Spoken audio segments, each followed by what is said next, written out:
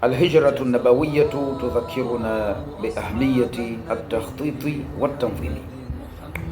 Swala la kuhama Mtume sallallahu alaihi wasallam kutoka mji wa Makka kuelekea mji wa Madina, hijra, immigration, inatukumbusha swala zima la kuratibu na kupanga.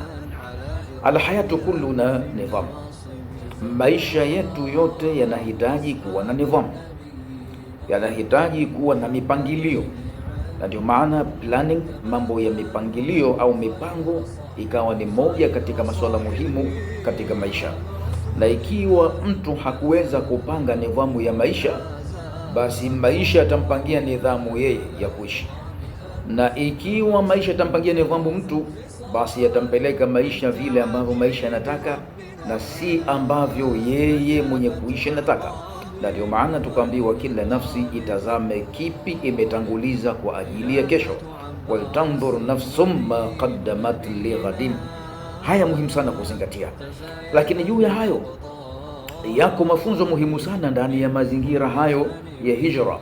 Miongoni tu mwa mazingira hayo ni swala la atafkiru salim, ni kufikiri, kutafakari kuliko kuwa sawasawa, kwamba mtu anafikiri lile ambalo anataka na nafikiri kwa kadri ya uwezo wake wa kufikiri, according to his ability, kwa mujibu wa uwezo wake.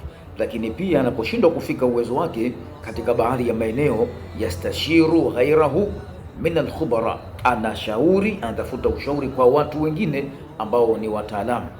Kwa hivyo hilo nalo muhimu sana kujifunza. Maisha yako usitegemee kwamba akili zako peke yako zitafanya kila kitu. Tafuta ushauri kwa wengine ambao wanajua na wanaaminika.